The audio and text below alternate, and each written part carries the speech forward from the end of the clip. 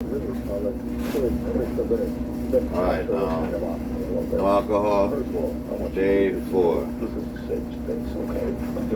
If I make it through today. Might be a little difficult since it's my next 2 days off.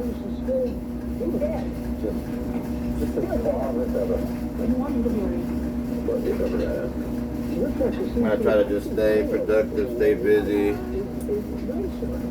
got to be. Come on. How long can you spend the energy? Yeah, I do need somebody. Yeah. This thing. Where's the obnoxious little cop girl? I know it's not much, right? It's only been 3 days. We know 4 days, right? But it took me forever to get that little streak going. So I don't know. I better not fuck it up. I better just keep going.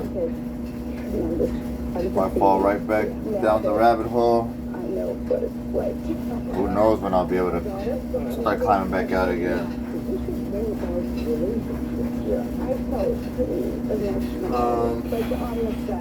Time is now, what we at here? Let me see. It's about to be 7 a.m.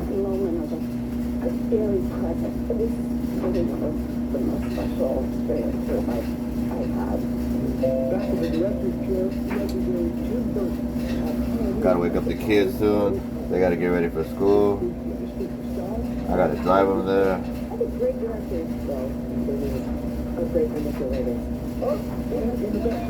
I'm tired.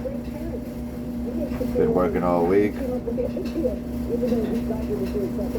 For me, it's my Friday. I get the next 2 days off, like I said. I work overnight though, 9:30 to 5:30. Oh, that should be yeah, that should be killing me. Another reason why I need to just make sure I stay away from the drink. I can't keep doing that. Working all night, then drinking all day, and then sleeping never. Like that's no way to live. I mean, unless I'm trying to get to that early race. I know why they like that aspect of it. It's so amazing how anyways, though, so we got some of this leftover steak from the other day. I'm gonna eat that. Some of that leftover steak, eggs. Steak and eggs, that's what I'm thinking.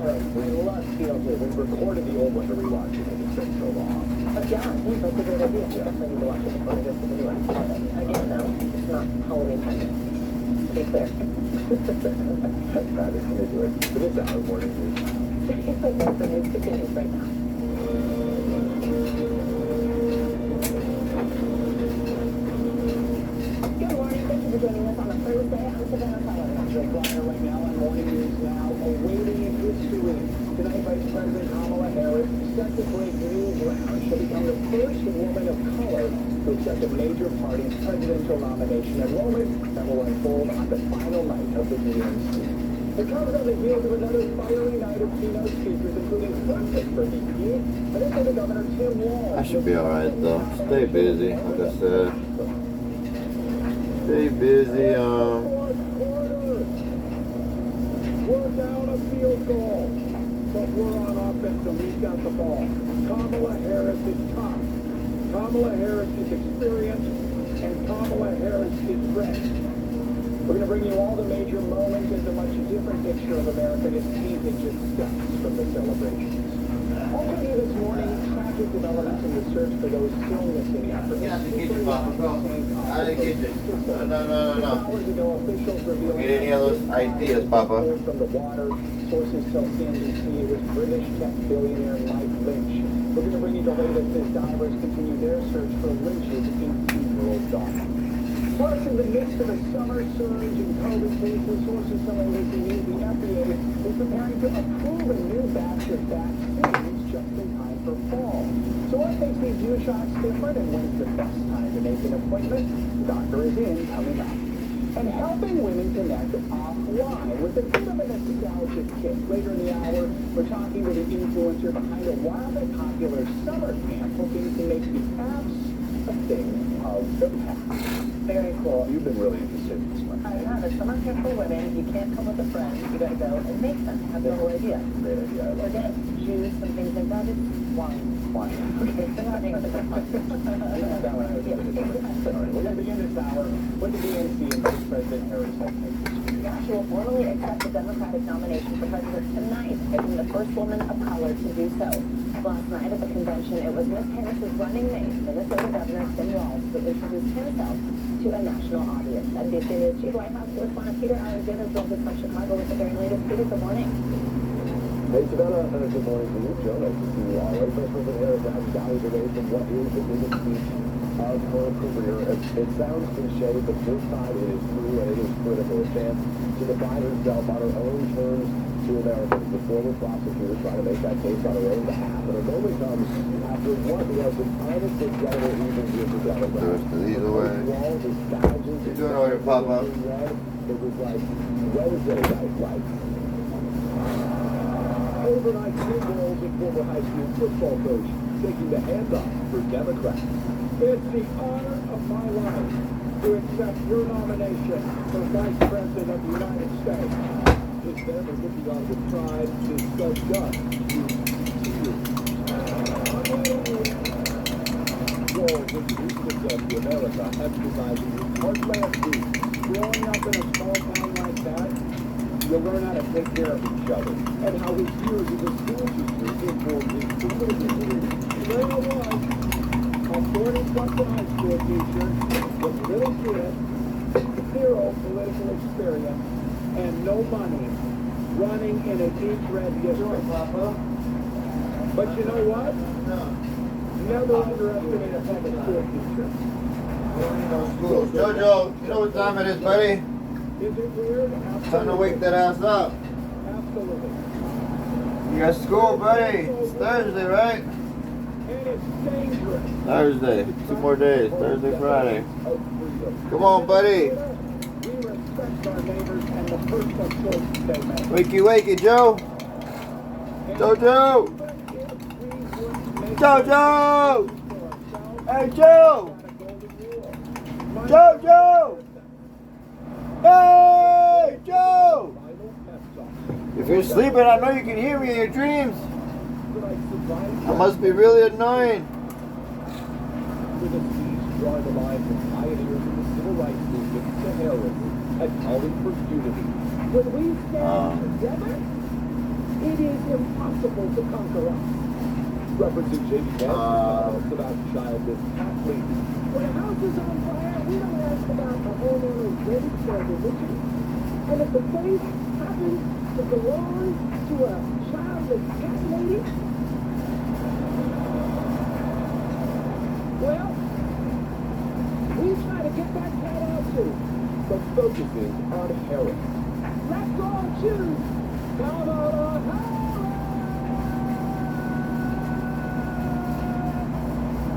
Tonight featuring a parade of rising Democratic stars, celebrities, and as Democrats have been under pressure over the war in Gaza with protests in Chicago. A powerful and somber moment. The parents of Hirsch Goldberg Coleman, one of the hostages taken from the Nova Music Festival on October 7th, emotional as the crowd chanted, "Bring them home." And another action of the nearest moment. Former President Bill Clinton addressing his 12th Democratic convention and evoking his own political nickname for 1992. So the man who was there the honor to be called in his condition, man from hope. We need Kamala Harris, the president of joy, to lead us. And taking on former President Trump. 2 days ago, I turned 78, and the only personal vanity I want to assert is I'm still younger than Donald Trump. So we moved up to the nosebleeds this morning to give you a unique behind-the-scenes view of things. Steve, our cameraman, if you would pan the camera up there, Joe and Savannah, I think you'll get a kick out of this. You can see the tens of thousands of red, white, and blue balloons waiting for their turn to drop tonight, officially celebrating, culminating this convention. And the Harris Walls campaign, the convention comes to a close. The campaign aide tells us that she's going to focus on three things this evening: sharing her personal and professional background, contrasting her vision for America with the one offered by Mr. Trump, and detailing how her vision is part of what this official tells us is a deep sense of patriotism. Joe and Savannah, back to you. It'll be us and the balloons. We'll be about 12 looking hours for from you now. Yeah. somewhere in there. All We right. always get good pictures and videos out of that. Peter, I liked Wednesday Night Lights also. That was clever. Thank you so much. Let's now bring in NBC News correspondent Shaquille Brewster. He is in Chicago covering the protests that have been taking place outside of the convention. Shaq, good morning. Let's start with this one. The uncommitted delegates, they staged a sit-in yesterday right outside the United Center. This was after they were told there would not be a Palestinian-American speaker at the convention. Of course, these protests really have centered around the war in Gaza. What can you tell us about this? Shit. Forgot the crickets there, right? Yeah, you know, for so long we've been talking about the protests that have been happening outside of the perimeter, outside of the United Center, but this is actually something that's taking place inside the perimeter, right outside of the arena. And what we know is of the 4,700 or so delegates for the Democratic National Convention, there are about 30 that are uncommitted. You'll remember back during the primary process, people would vote uncommitted instead of then Joe Biden as a form of protest for how the administration was supporting Israel in its war in Gaza. Now, those delegates had one demand, essentially. They wanted to have some time to speak on stage at the convention, and they said that they were told no. I want you to listen to what the spokesperson of this group said last night as they walked out of the DNC and just sat there. They were holding a sit-in. Listen to what we heard. We sent them plenty of names. We sent them names. We sent them names of Palestinian American elected officials, and we said you can have your pick. And if these aren't good enough, tell us if you need more names. We'll send you more names. We're being very reasonable. Now, the Harris campaign and DNC organizers say that they have been engaging with these uncommitted delegates. They point out that the Harris campaign manager went to Michigan and met with Arab and Muslim American leaders there, that they offered space at the convention for a panel discussion, but it seems as if they did not agree to those demands to have that speech on stage, despite the fact that the uncommitted group were signaling that they would be supportive of Harris. They just wanted that time to speak. So, Shaq, this is the final day of the DNC. What can we expect today outside in terms of the planned protests?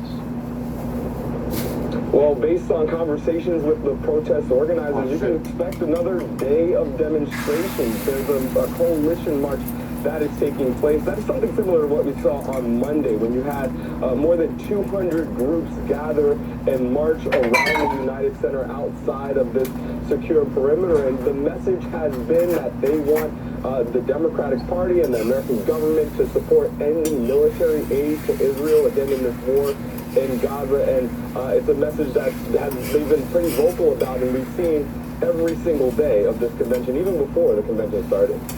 Shaq, thank you so much. Now, this election is putting South Asians in the spotlight on both sides of the aisle, with Vice President Kamala Harris topping the Democratic ticket and the wife of Republican VP nominee J.D. Vance campaigning for the GOP. Yeah, that visibility is inspiring more participation from the Asian American community, which could become a key voting group come November. NBC News correspondent Priya Sridhar is in Georgia talking with voters. She joins us now from Atlanta with more. Priya, good morning. Good morning, guys. Yeah, I got a chance to speak to two Indian American voters, and while they don't necessarily agree on the issues or their candidate preference, one thing is very clear: they're energized this election cycle. Tonight, Kamala Harris is set to make history. The first Black and South Asian woman to accept her party's nomination for president. My mother raised us to be proud, strong Black women. And she raised us to know and be proud of our Indian heritage. From Harris to Usha Vance, wife of Republican vice presidential candidate J.D. Vance. Although he's a meat and potatoes kind of guy, he adapted to my vegetarian diet. and learn to cook food for my mother. And earlier Republican contenders Vivek Ramaswamy and Nikki Haley, Indian Americans are having a moment in American politics. Georgia voter Jasmina Chhabra couldn't be more excited about Harris. The minute that VP Harris was nominated, I felt a sudden surge. It was extraordinary to think that she is a South Asian woman, a woman of color. Energized both by the candidate and her stance on women's rights and equity. I'm going to spend the next 90 plus days doing whatever it is that I possibly can to be part of this historic movement. Now she's phone banking, writing postcards, and even getting her 11-year-old daughter Anya in on the grassroots action. Georgia's All right, Pablo, can you stop running around like a fucking The maniac right Chhabras are now? part of a newly fired up Indian American Stop it. electorate. A recent South Asian Women for Harris Zoom call raised $300,000 from 9,000 attendees, according to organizers. Leaders say they've seen a surge of volunteer signups and donations, along with memes and merch touting Lotus for POTUS, playing off Kamala's name, which means lotus in Sanskrit. Experts say this type of energy matters, especially in battleground states like Georgia. In a close race, Asian Americans can make a difference. And Indian Americans, as the largest national origin group within the Asian American population in the state, are really poised to have a big impact on 2024. In Georgia, the Asian American voter turnout rate has been increasing more rapidly than Latino, Black, and white voters. According to AAPI data, Indian Americans account for 72,000 eligible voters in a state that flipped from red to blue by just 12,000 votes in 2020. This is our Equally energized is Republican Karthik Bhatt. President's fundraising. Bhatt immigrated from India at 19 and went from working at a grocery store to owning this shopping plaza in suburban Atlanta. He's even run for local office. When we came America gave us chance. He says issues like the border and economy, not identity, are why he's fundraising for Trump. Mostly my Asian community owns the small businesses. Everybody extra we I mean, you know, it ain't gonna be as good as it was when I first cooked it, but I mean, this election I'm feels still gonna fuck it different. up. So more Asian Americans are getting involved. more people are involved. Go ahead with some bell pepper. Very simply put, when you have Obviously the South red Asian one. children and they see somebody that looks like them to be in those positions to inspire them.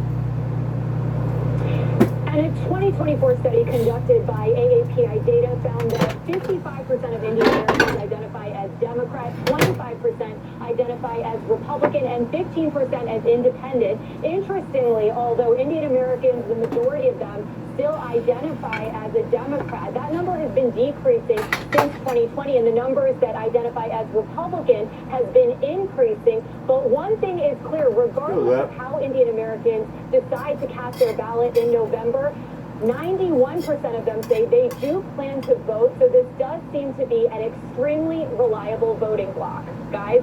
All right, Priya, thank you so much.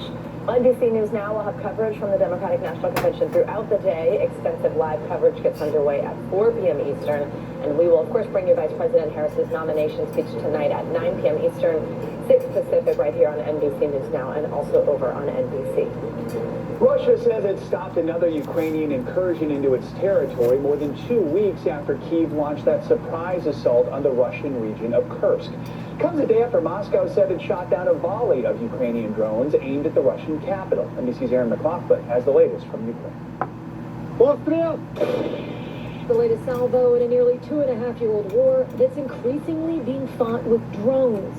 We spoke with one Ukrainian who piloted those drones until very recently. He deserted the military days ago. Increasingly disillusioned with the direction of the war and his commanders. NBC News agreed to withhold his identity at his request. From my point of view, now we are moving this war. Things were different when he left his job in IT to become a drone pilot. We were filled with hope. Yes, I knew that there's no other option than to fight. But he says that hope soon turned to misery with last summer's failed counteroffensive.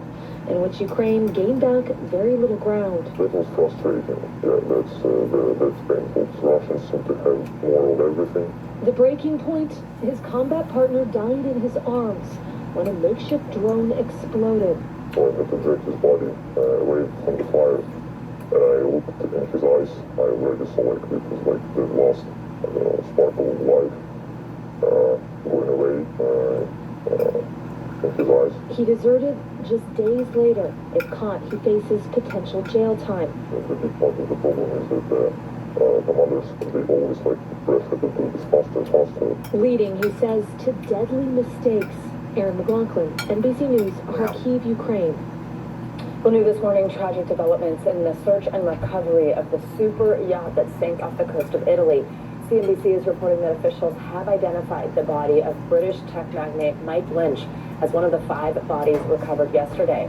Now, crews are searching for the body of the 6th and final person who is still missing. 15 of the 22 people on board the yacht were rescued before it sank earlier this week. Now, Italian prosecutors are conducting an investigation into how and why the boat sank so fast, but other ships in the area seemed relatively unscathed. Taylor Swift is speaking out about the alleged terror plot that canceled her tour stops in Vienna. Here's Today Show anchor Chanel Jones with more on what she had to say. This morning, Taylor Swift breaking her silence 2 weeks after that planned terror plot targeting her massive tour was foiled, forcing the cancellation of 3 shows in Vienna, Austria.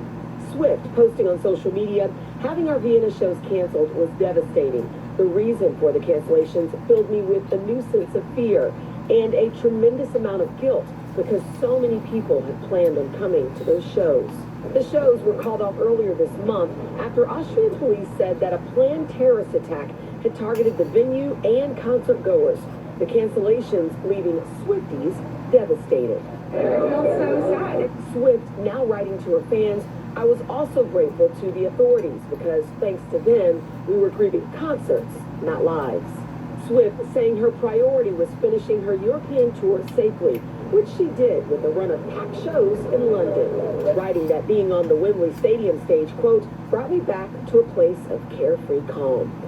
And on Wednesday, one famous fan sending support. Coldplay frontman Chris Martin joined on stage by Maggie Rogers to sing Swift's love story in the same Vienna venue where the star was scheduled to perform. What we've just is the beauty and the togetherness and the kindness of all of Taylor Swift's fans. All right, thanks to Chanel Jones for that report. Now for a check in our morning news now weather, let's get to meteorologist Angie Lassman. Just keeping a close eye on that dangerous heat in the south. Hey, Angie, good morning. Hey, good morning, guys. Good to be with you. We've got some heat to talk about, as you mentioned, and it's not letting up anytime soon. The heat alerts are up for a good chunk of Texas, a little bit of Oklahoma, and parts of New Mexico, but also we've got a little sliver of South Florida included in that. So 27 million people total, and here's why. Temperatures going to surge past the triple digits. We've seen really impressive heat kind of confined to this area over the past couple of days. We saw Abilene reach temperatures well into the 100s yesterday, and a lot of spots are going to do that again today, running 15 degrees above normal in San Angelo for a high of 110. So much of these locations, at least probably a dozen of them, are going to potentially break a record high for this date. We'll see how that shapes up, but either way, this is going to last for the next couple of days. Wichita Falls at 106 tomorrow, Lubbock at 105. There's really not a lot of improvement if you live, especially in Texas, when it comes to the heat, even for the extended period. But we're also going to see some other folks get in on this action. So the heat will start to expand to parts of the Midwest, parts of the Northern Plains. We'll see temperatures kind of warm up, especially considering this region has been dealing with some mild conditions, to say the least. Not the case by the time we get into Sunday in Chicago, 90 degrees. We head to 93 on Monday. Cincinnati, more of the same for you. Sunday into the low 90s, mid 90s by Monday. And Washington, D.C. too. You go from really mild air in place right now. By Saturday, it's upper 80s, low 90s for Sunday and Monday. We also have a active monsoon once again. It is monsoon season, of course, so out towards the southwest, there's a couple of spots where we could see some heavy rain, maybe some flooding. This is going to be centered across the Four Corners region and likely last into tomorrow, so just a heads up there. We'll see the potential for some flooding, mainly Flagstaff, Albuquerque, Denver. Those are some of the major cities that are included in that, and something you'll have to watch for through the next couple Holiday news, guys. All right, sounds good. Thank you, Angie. Thank you. We've got much more to come on this hour of Morning News Now, including everything you need to know about a new batch of COVID vaccines that are expected to be approved by the FDA as soon as this week. What makes these shots different from the ones that you may have already gotten while the doctor isn't coming up? But first, here the they go again with some more memorial shots, unveiled huh? for the 4 University of Idaho students murdered back in 2022. The community now rallying around hope and healing. Next.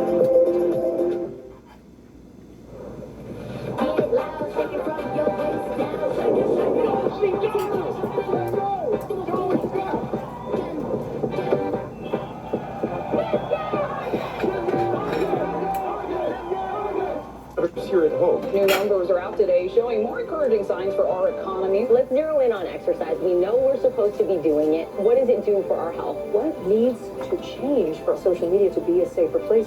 NBC News Daily, weekdays from 12 to 4 on NBC News Now.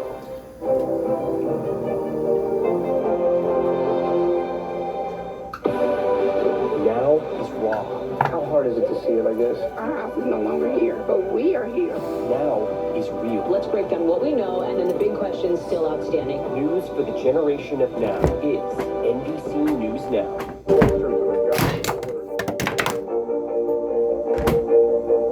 The story is resilience and hope. Please take care of yourself and each other.